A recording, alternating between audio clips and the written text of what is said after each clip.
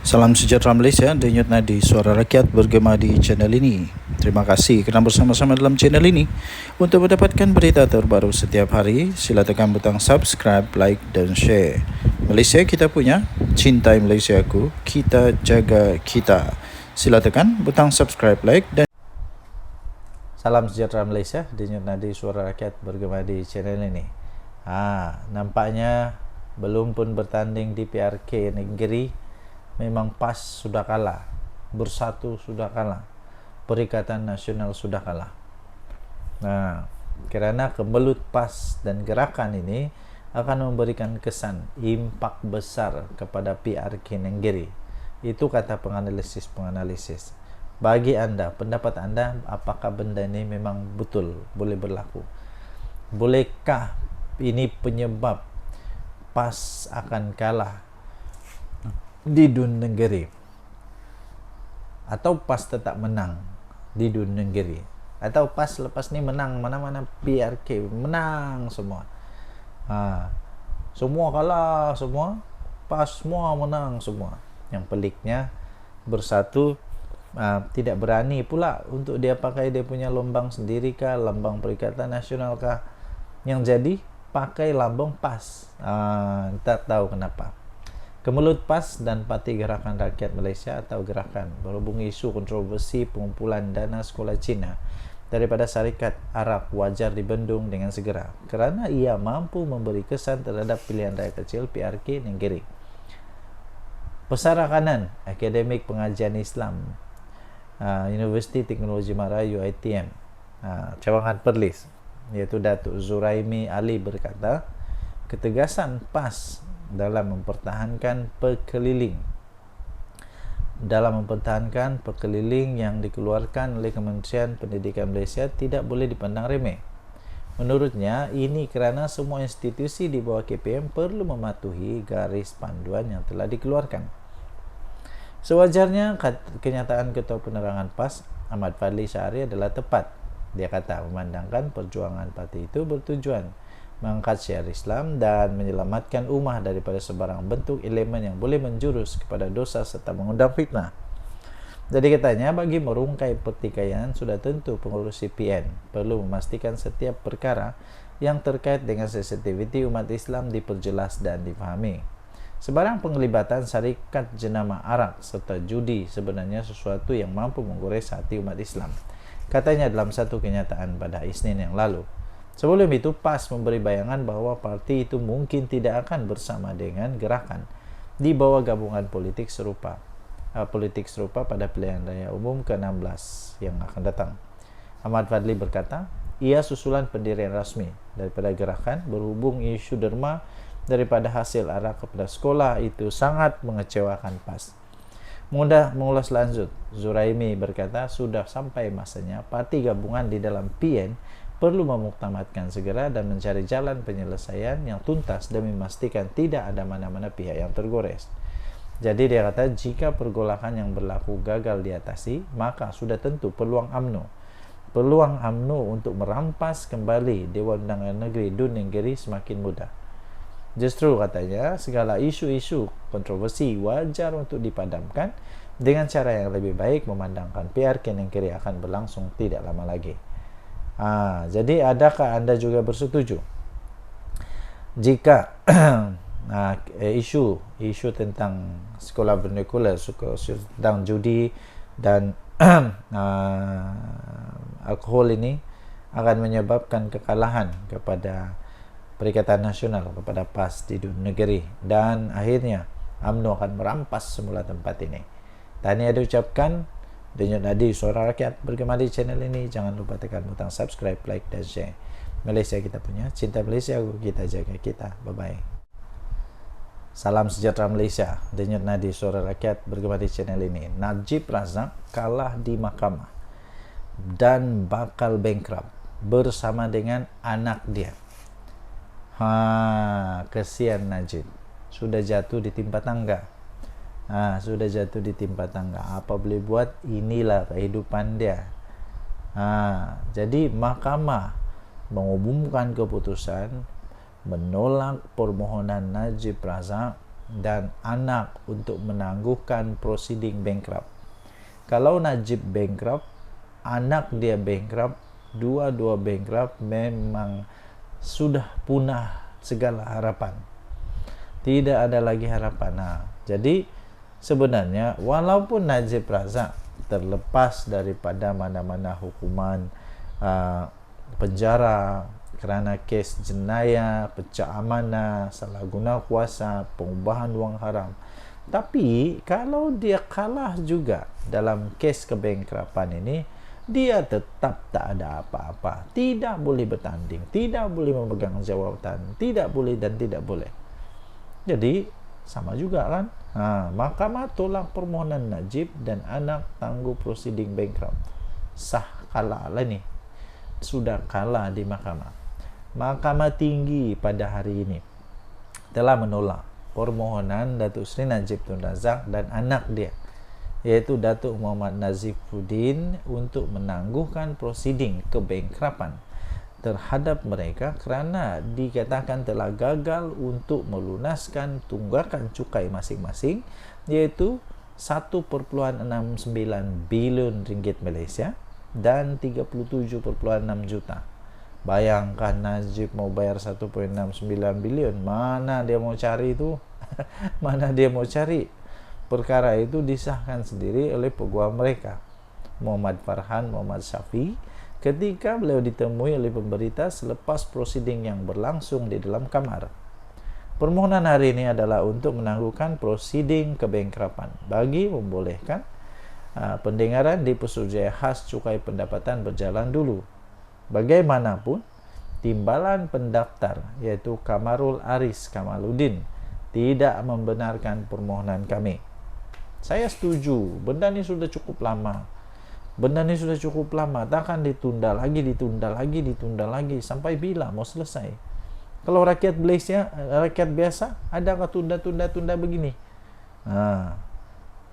Kami akan mengemukakan rayuan, dia kata. Karena kata beliau sambil menambah bahawa setakat ini tiada pengisytiharan bankrupt dan hanya notis kebankrapan dikeluarkan kepada anak guamnya. Nah, mau bankrupt lah itu. Kalau sudah ada notis, tidak lama sudahlah itu. Memang tidak lama sudahlah. Tapi harap-harap janganlah muflis, kan kesian juga. Kesian juga pada Najib kalau sudahlah dia masuk penjara, kena muflis lagi. Apalagi dia ada, lepas tu hai kesian. Memang sudah tiada. Okey. 16 Oktober 2023 yang lalu, Mahkamah Persekutuan telah memutuskan bahawa kedua-dua anak beranak itu perlu melunaskan cukai tertunggak selepas menolak rayuan untuk membatalkan keputusan Mahkamah Tinggi terhadap mereka. Najib dan anak lelakinya merayu terhadap keputusan Mahkamah Tinggi yang membenarkan permohonan daripada LSDN untuk memasukkan penghakiman terus. Maksudnya tidak ada terus, ada keputusan penghakiman terus dalam kes tunggakan cukai terhadap mereka. Penghakiman terus ini ialah apabila mahkamah memutuskan kes tertentu melalui hujahan tanpa mendengar keterangan daripada saksi dalam perbicaraan. Dua mahkamah tinggi telah membenarkan permohonan LSDN untuk memasukkan penghakiman terus bagi mendapatkan semula tunggakan cukai daripada Najib dan anak lelakinya bagi tempoh 2011 sampai 2017, maksudnya selama 6 tahun. Najib dan Muhammad Nazifuddin telah gagal dalam rayuan mereka di Mahkamah Rayuan pada September 2021 bagi mengenepikan penghakiman terus tersebut. Pada 10 Mei 2022, Mahkamah Persekutuan memberi kebenaran kepada mereka untuk meneruskan rayuan. Nah, sekarang sudah kalah lagi. Dah lama lagi bankrupt, habislah. Bayangkan 1.69 bilion. Benda tu kalau boleh dapat semula oleh LSDN, bayangkan boleh berapa banyak dia boleh buat untuk kemajuan negara. Dengan dari Suara Rakyat, bagaimana di channel ini? Bye-bye. Salam sejahtera Malaysia. Denyut nadi Suara Rakyat bergema di channel ini. Najib Razak kalah di mahkamah dan bakal bankrupt bersama dengan anak dia. Kesian Najib. Sudah jatuh di timpa tangga. Sudah jatuh di timpa tangga. Apa boleh buat? Inilah kehidupan dia. Jadi mahkamah mengumumkan keputusan menolak permohonan Najib Razak dan anak untuk menangguhkan prosiding bankrupt. Kalau Najib bankrupt, anak dia bankrupt, dua-dua bankrupt, memang sudah punah segala harapan. Tidak ada lagi harapan. Nah, jadi sebenarnya walaupun Najib Razak terlepas daripada mana-mana hukuman penjara kerana kes jenayah, pecah amanah, salah guna kuasa, pengubahan wang haram, tapi kalau dia kalah juga dalam kes kebankrapan ini, dia tetap tak ada apa-apa, tidak boleh bertanding, tidak boleh memegang jawatan, tidak boleh dan tidak boleh. Jadi sama juga kan. Mahkamah tolak permohonan Najib dan anak tangguh prosiding bankrupt. Sah, kalah lah ni. Sudah kalah di mahkamah. Mahkamah tinggi pada hari ini telah menolak permohonan Datuk Seri Najib Tun Razak dan anak dia, yaitu Datuk Muhammad Nazifuddin, untuk menangguhkan prosiding kebankrapan terhadap mereka kerana dikatakan telah gagal untuk melunaskan tunggakan cukai masing-masing, iaitu 1.69 bilion ringgit Malaysia dan 37.6 juta. Bayangkan Najib mau bayar 1.69 bilion, mana dia mau cari itu? Mana dia mau cari? Perkara itu disahkan sendiri oleh peguam mereka, Muhammad Farhan Muhammad Syafi, ketika beliau ditemui oleh pemberita selepas prosiding yang berlangsung di dalam kamar. Permohonan hari ini adalah untuk menangguhkan prosiding kebankrapan bagi membolehkan pendengaran di Pesuruhjaya Khas Cukai Pendapatan berjalan dulu. Bagaimanapun, timbalan pendaftar iaitu Kamarul Aris Kamaluddin tidak membenarkan permohonan kami. Saya setuju, benda ni sudah cukup lama. Takkan ditunda lagi. Sampai bila mau selesai? Kalau rakyat Malaysia, rakyat biasa, adakah tunda begini? Kami akan memohon rayuan, dia kata. Karena kata beliau sambil menambah bahawa setakat ini tiada pengisytiharan bankrupt dan hanya notis kebankrapan dikeluarkan kepada anak guamnya. Nah, mau ada bankrupt lah itu. Kalau sudah ada notis, tidak lama sudahlah itu. Memang tidak lama sudahlah. Tapi harap-harap janganlah muflis, kan kesian juga. Kesian juga pada Najib kalau sudahlah dia masuk penjara, kena muflis lagi. Apalagi dia ada, lepas tu hai kesian. Memang sudah tiada. Okey. 16 Oktober 2023 yang lalu, Mahkamah Persekutuan telah memutuskan bahawa kedua-dua anak beranak itu perlu melunaskan cukai tertunggak selepas menolak rayuan untuk membatalkan keputusan Mahkamah Tinggi terhadap mereka. Najib dan anak lelakinya merayu terhadap keputusan Mahkamah Tinggi yang membenarkan permohonan daripada LSDN untuk memasukkan penghakiman terus. Maksudnya tidak ada ada keputusan penghakiman terus dalam kes tunggakan cukai terhadap mereka. Penghakiman terus ini ialah apabila mahkamah memutuskan kes tertentu melalui hujahan tanpa mendengar keterangan daripada saksi dalam perbicaraan. Dua mahkamah tinggi telah membenarkan permohonan LSDN untuk memasukkan penghakiman terus bagi mendapatkan semula tunggakan cukai daripada Najib dan anak lelakinya bagi tempoh 2011 sampai 2017, maksudnya selama 6 tahun. Najib dan Muhammad Nazifuddin telah gagal dalam rayuan mereka di Mahkamah Rayuan pada September 2021 bagi mengenepikan penghakiman terus tersebut. Pada 10 Mei 2022, Mahkamah Persekutuan memberi kebenaran kepada mereka untuk meneruskan rayuan. Nah, sekarang sudah kalah lagi. Dah lama lagi bankrupt, habislah. Bayangkan 1.69 bilion.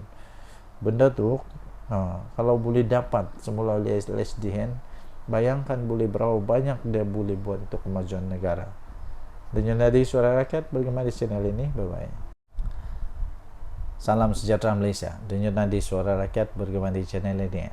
Ini Muhyiddin dan Hadi Awang perlu jawab.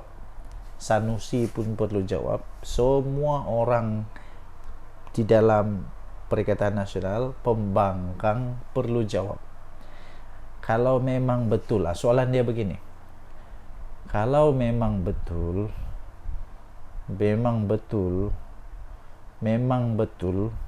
Perikatan Nasional mau memberhentikan amalan ada dana derma daripada syarikat arak, syarikat judi kepada sekolah vernikular, kenapa tidak buat masa PAS bersatu Perikatan Nasional berkuasa di Putrajaya dulu? Kenapa waktu jadi kerajaan tidak pula mau berusaha untuk hentikan ini? Kenapa? Kenapa sekarang sudah jadi pembangkang tiba-tiba mau jadi hero? Kenapa sekarang tiba-tiba saja macam seolah-olah semua yang orang buat salah, yang kamu buat itu saja yang betul, seolah-olah kamulah perfect?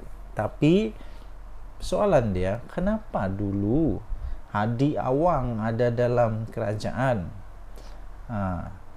Lepas tu siapa lagi? Ramailah orang-orang PAS dalam kerajaan. Taqiyuddin Hasan ada dalam kerajaan. Muhyiddin Perdana Menteri. Kenapa tidak hentikan waktu itu? Apa? Derma ni baru bermula pada Perikatan Nasional saja kah? Jangan buat cerita. Jangan buat cerita, jangan buat fitnah, jangan buat benda bohong. Benda ni sudah pun berlaku sejak lama dulu. Sejak lama dulu. Sudah ada sejak lama dulu. Nah, waktu Barisan Nasional ada. Waktu Perikatan Nasional ada tak ada? Ada juga. Habis kenapa? Kenapa Perikatan Nasional tidak berusaha kalau betul-betul? Ini menyebabkan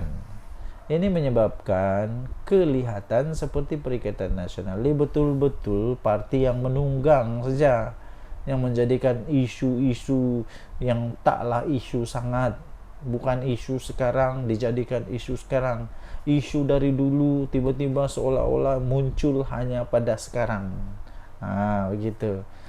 Nah, jadi lebih baik berhentilah buat ini, sebab ini hanya menampakkan kamu seolah-olah memang betul penunggang kepada isu ini saja. Lebih baiklah cari isu yang betul-betul ngam, isu yang dapat membangun negara, bukan isu yang tidak perlu pun dipolitikkan, dijadikan hal politik. Akhirnya perpecahan nanti bakal berlaku. Ini saya pikir ramai orang yang menghantar anak-anak ke sekolah Cina akan terguris hati, kerana hanya mereka yang faham apa situasi anak mereka di sana, apa situasi sekolah-sekolah vernikular ini. Jadi Anda tinggalkan komen apa pendapat Anda. Kenapa mereka tidak mahu untuk berusaha menghentikan pada waktu mereka berkuasa, jadi Perdana Menteri, jadi Menteri-Menteri, jadi macam-macam jadilah. Kenapa baru sekarang baru mau jadi hero? Tinggalkan komen. Denyut Nadi Suara Rakyat bergema di channel ini. Jangan lupa tekan butang subscribe, like dan share. Bye-bye. Salam sejahtera Malaysia. Denyut Nadi Suara Rakyat bergema di channel ini. Okey, tuan-tuan dan puan-puan yang dihormati sekalian, isu sekarang yang paling panas di Malaysia adalah isu tentang dana syarikat arak kepada sekolah vernikular. Bisinglah seluruh dunia, bisinglah walaun tit, bisinglah semua. Tapi tahukah Anda, dana syarikat arak kepada sekolah vernikular ini sebenarnya diamalkan oleh kerajaan yang terdulu-dulu lagi pun, bukan daripada Pakatan Harapan. Jangan salah. Ini bukan berlaku pada Pakatan Harapan baru. Bukannya Datuk Seri Anwar Ibrahim DAP jadi kerajaan baru semua perkara ini ada, tak ada. Benda ni sudah ada sejak dari dulu lagi. Zaman Muhyiddin jadi Perdana Menteri ada. Zaman Hadi Awang di kerajaan ada. Zaman PAS dalam kerajaan ada. Jadi entah kenapa sekarang seolah-olah benda ni adalah benda yang dicipta oleh kerajaan Madani ini. Jangan, tak ada. Jangan pandai-pandai cipta fitnah. Naib Presiden UMNO Datuk Seri Muhammad Khalil Nordin menegaskan bahawa tiada yang tidak kena dengan tindakan sekolah vernakular menerima dana sumbangan syarikat minuman keras dan judi. Ini karena katanya amalan itu sebenarnya sudah pun dilaksanakan sejak kerajaan terdahulu lagi, termasuk kerajaan yang diterajui oleh Barisan Nasional dan Perikatan Nasional. Inilah yang saya pelik nih. Bila waktu Perikatan Nasional semuanya tak ada dosa tau, memang hebat betul, seolah-olah memang perfect. Tapi waktu orang keluarlah ini haram lah apalah, semua benda keluar. Tapi zaman dia tak ada yang haram. Tegasnya, uang kerajaan yang diperolehi daripada hasil aktiviti perjudian dan arak tidak disumbangkan kepada masjid. Sebaliknya, ia akan disumbangkan kepada tokong dan sekolah vernakular. Jadi beliau berkata, soal syarikat arak, syarikat judi, menyumbang kepada sekolah vernakular ini sebenarnya itu sudah diamalkan daripada dulu lagi. Sebab kita berpendapat duit kerajaan hasil judi dan arak jangan kita guna untuk sumbang ke masjid. Jadi kita beri kepada ya tokong, kita beri kepada sekolah vernakular, dan itulah amalan yang diteruskan oleh kerajaan sekarang. Entah zaman Muhyiddin mungkin dia tidak buat kot. Cobalah tanya Muhyiddin, zaman dia ada buatkah benda tu? Beliau yang juga Menteri Pertahanan berkata demikian kepada media selepas merasmikan mesyuarat perwakilan UMNO bahagian Gombak di Kompleks Lincah Mahaguru Omardin KLMO di sini hari ini.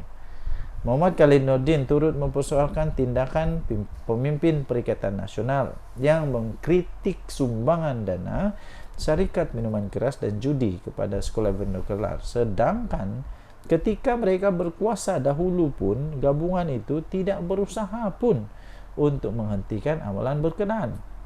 Waktu dalam kerajaan tiada pun usaha, sudah jadi pembangkang nak jadi hero.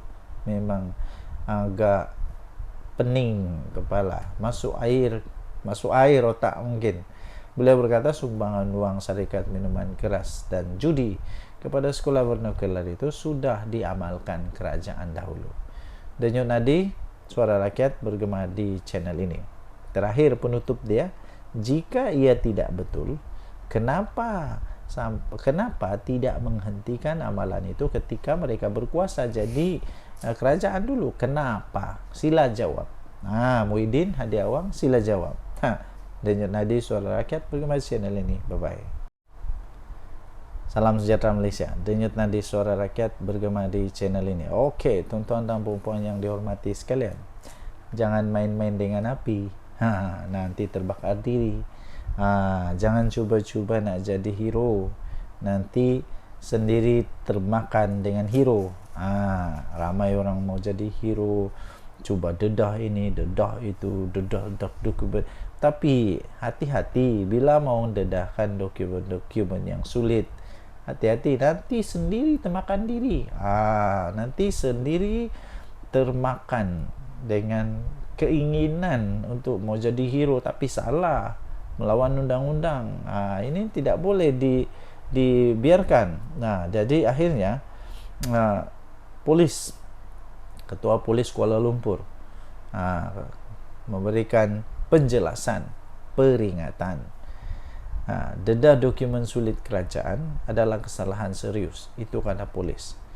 Penahanan reman ahli jawatan kuasa penerangan bersatu, iaitu Badrul Hisham Syaharin, adalah proses biasa yang dilakukan berdasarkan keperluan siasatan. Jangan pula lepas ini kata kena tunggang lah, polis kena tunggang lah. Tidak, memang ini semua begini. Dulu pun salah seorang pemimpin Pakatan Harapan kena dalam kes ini.